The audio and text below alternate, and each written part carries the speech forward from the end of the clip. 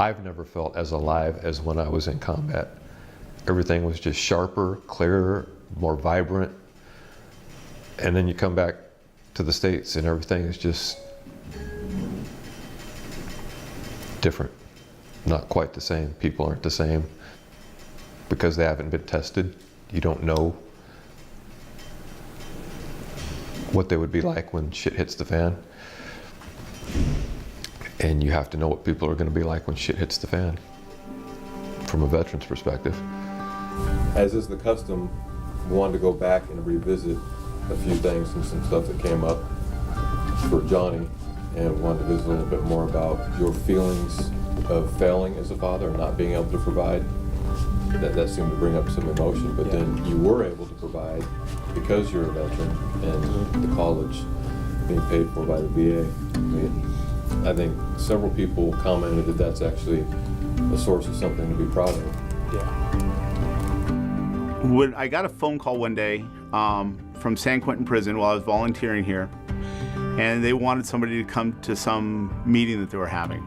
In my heart, I knew, I didn't know what I was in for, what I was going to experience, what I was going to see, what it would be like. I had no idea. But what I did know is that could have very well been me. That person that I was about to meet that I had no idea could have been me. And by the grace of God, you know, here I am. How was my life as a youngster?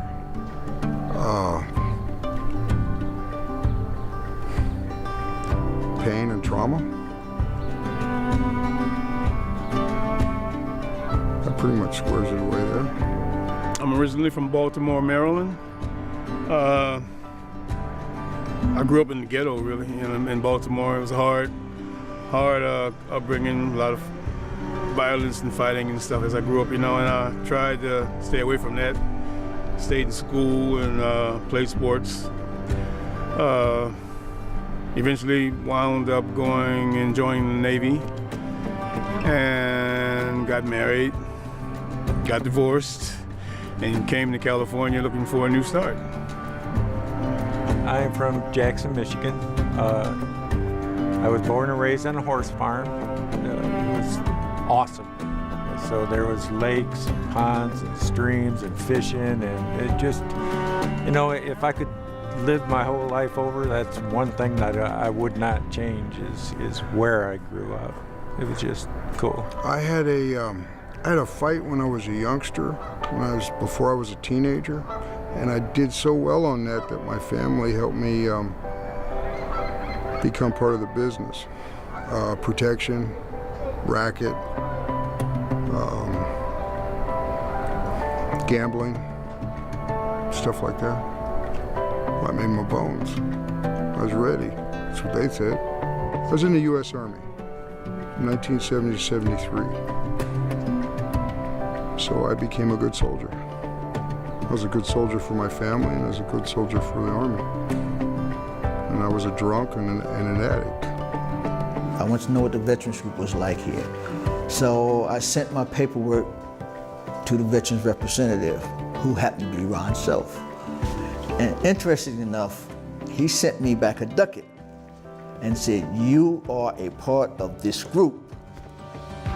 That's how I became familiar with VHV. It was starting out. I was one of the first participants in the group. I remember before I came to prison, I had very clear thoughts on people that were in prison. And if you were in prison, that's where you belonged. If you were a gang member, that's where you belonged. And then I came to prison and I got to sit and listen to a lot of these people and come to realize, wow.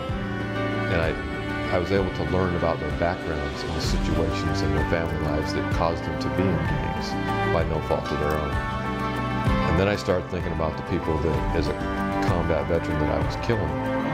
And I started thinking about their backstories. While in basic training, they teach you, one of the things they teach you is that that failure is catastrophic, right? Failure will take 3 people out of the fight. If you fail your buddy, and he gets killed, you not only are taking your buddy out of the fight, but you're taking the 2 people out of the fight that have to carry him. So if you don't handle a jam correctly, if you don't handle, if you're not looking at your perimeter, looking at your peripheral, if you're not making good decisions, you could cause catastrophic failure. So failure is a no-go. Tremendous amount of effort is placed on teaching someone to survive combat and to be a veteran. What I want to see is the same effort placed in a program or boot camp out. So boot camp in, boot camp out. Boot camp for most services is 3 months.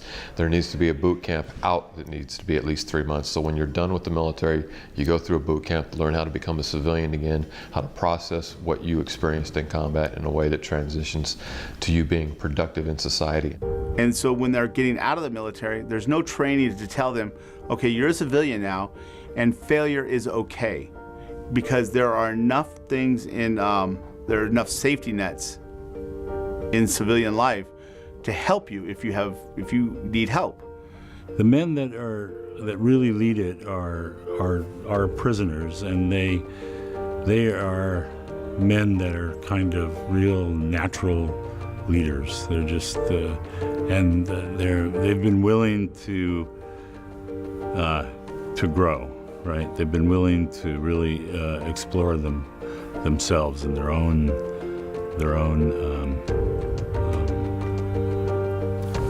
soul, if you will, right? And that shows up, you know. So I think, militarily speaking, a moral injury often comes as a result of betraying your own belief system in doing something, killing another human being, a woman and a child. But there's multiple facets to that, because not only are you at times betraying your own belief system, you're given orders by your command to do these things. So it's a failure by command, having you do these things that are in and of itself wrong by nature, but let alone your own moral belief system. So a big part of our mission is really building bridges of understanding across the prison walls, between civilian and military populations.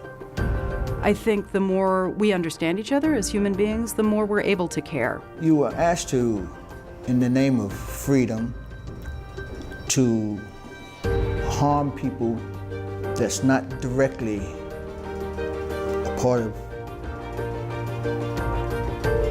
what's going on. But because they are aware of you and your safety is in jeopardy, you have to neutralize the threat. And it's hard. Well, if you've been there and done it, it's a little easier to help somebody that's going through it. And that's really important. A lot of drugs and alcohol are the result of combat, which is, so the combat leads to drugs and alcohol, which leads to an other than honorable discharge or dishonorable discharge. Well, that is an example of a moral injury and a failure by leadership. They put you in combat, they don't do anything for the emotions that you have from combat, so they give you way too many drugs, inappropriate drugs, and things happen. When someone comes home and they've lost a limb, it's very obvious to us what's occurred there. But the other traumas are inside the person, and they're held inside their body, and they manifest in all types of ways. And the moral injury seems to be, in some regards, the most dangerous, at least to the individual that's suffering from them. So I would just say that understanding that trauma is not just about events, it's about the meaning of those events and the conflict that people have over what they've been ordered to do. The program allowed me to look back on my life and actually take time to analyze different episodes or incidences that I had overlooked in the past and quantify the effect on the man I am today. And it's been a godsend to me, because it's really allowed me to actually know myself finally.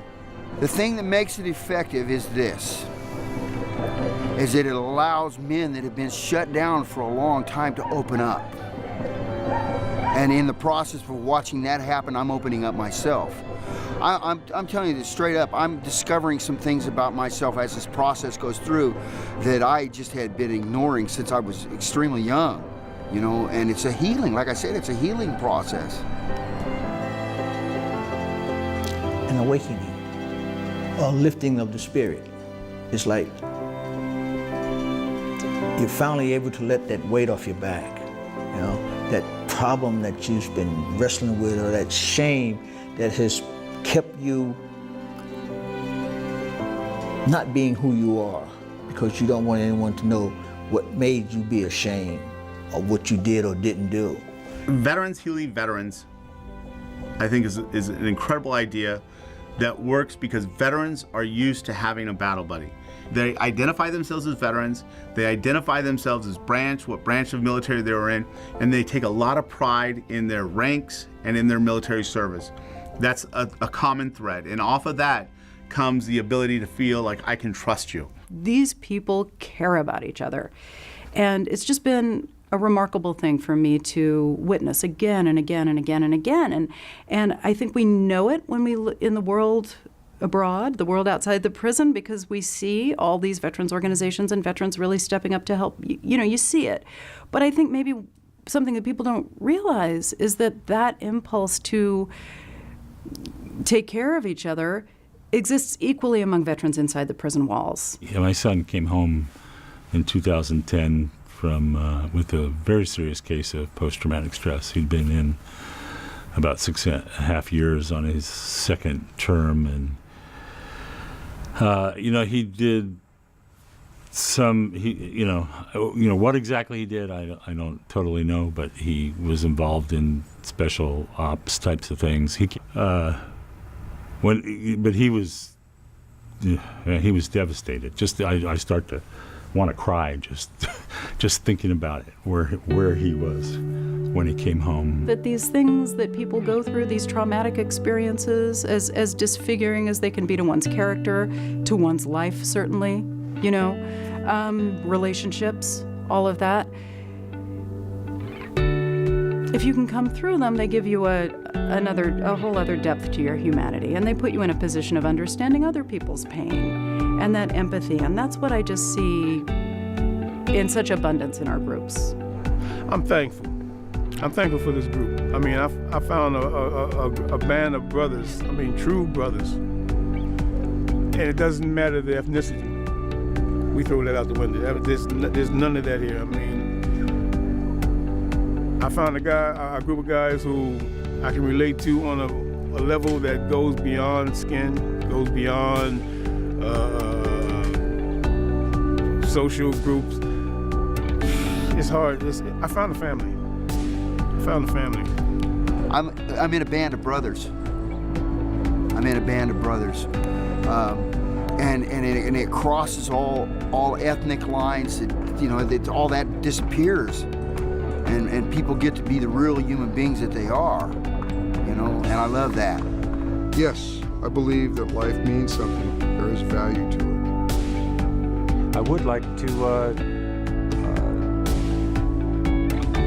continue on with the Veterans Healing Veterans Group and go out and help veterans, because there are a lot of veterans that have, that are coming back from theater now that want to commit suicide or just don't know how to survive. And that's basically what we're doing here in Veterans Healing Veterans, is we're learning how to share and get this off our chest.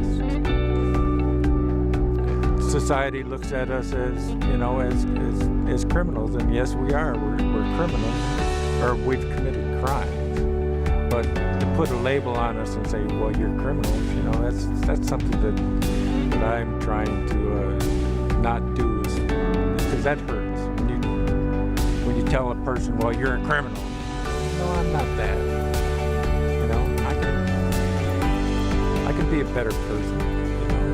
If I go spend my life thinking that I'm a criminal, then I'm probably going to be a criminal. If I think that I'm a better person, I'm going to be a better person. It's positive reinforcement instead of negative reinforcement. You know, and I think that that's what we need, is positive instead of negative.